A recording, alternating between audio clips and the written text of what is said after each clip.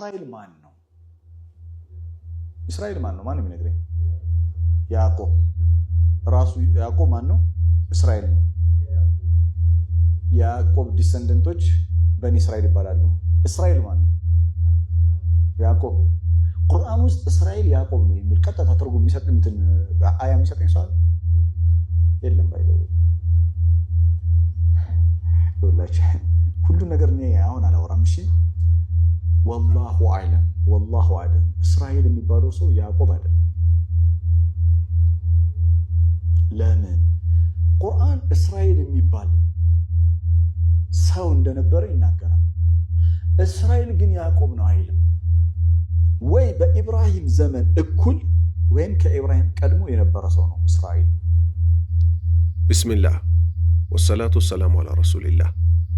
አላሁ ስብሓነሁ ወተዓላ ቅኑን መንገድ ይምራን፣ ከጥመት ይጠብቀን፣ ጠሞ ሰዎችን ከማጥመም አላህ ይጠብቀን።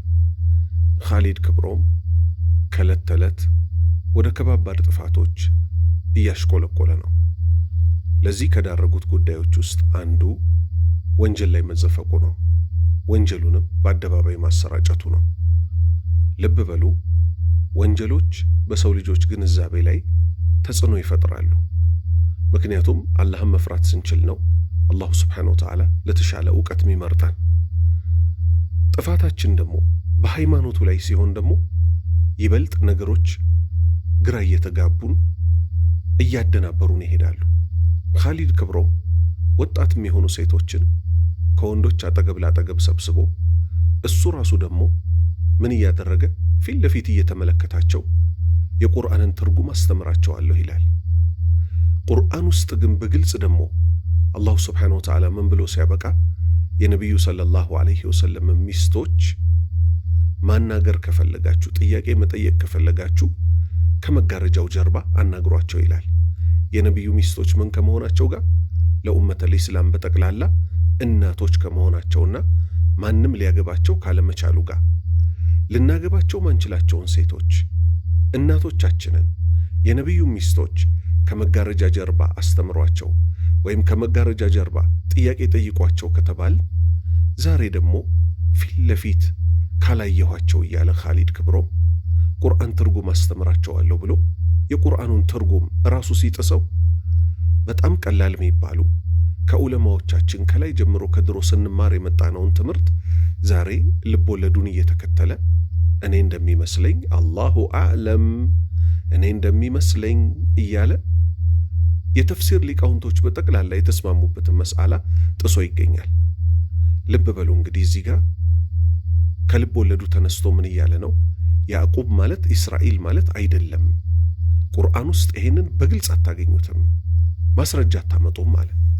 እንዴት ነው ማስረጃ በዚህ መልክ የሚጠየቀው?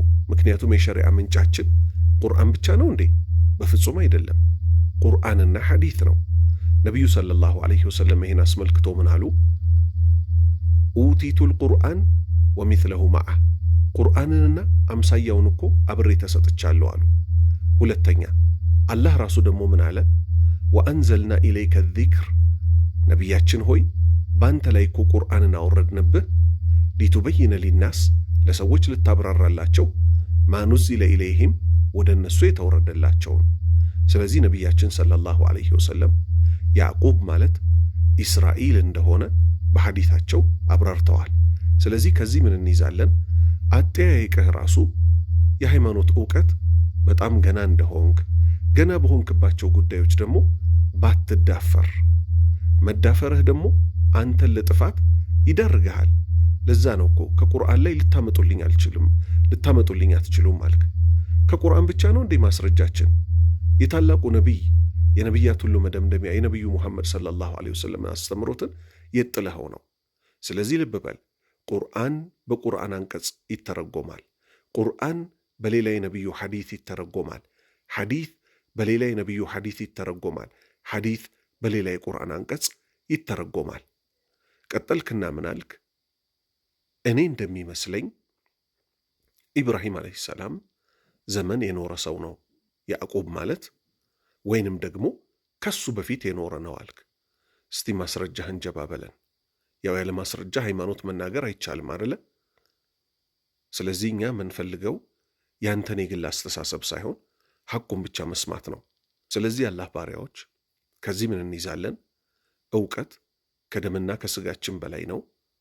ኢብን ሲሪን እንዳሉት ይህ ዕውቀት ማለት እኮ ሃይማኖት ነው። ዕውቀታችሁን ከማን እንደምትይዙ እወቁ ይላሉ። ማን? ኢብን ሲሪን ታላቁ ታቢዒ። ስለዚህ አላህ ባሪያዎች ሆይ አሳሳሾች በዝተዋል፣ ተጠንቀቁ፣ ተጠንቀቁ። እሱ ጋር እየሄዳችሁ ወንድና ሴት ተቀላቅላችሁ የምትማሩ ሰዎች አላህን ልትፈሩ ይገባል። አላሁ ስብሓነሁ ወተዓላ እየታመጸ አላህን እናውቃለን ማለት አይቻልም። ወሰላሙ ዓለይኩም ወረሕመቱላሂ ወበረካቱ።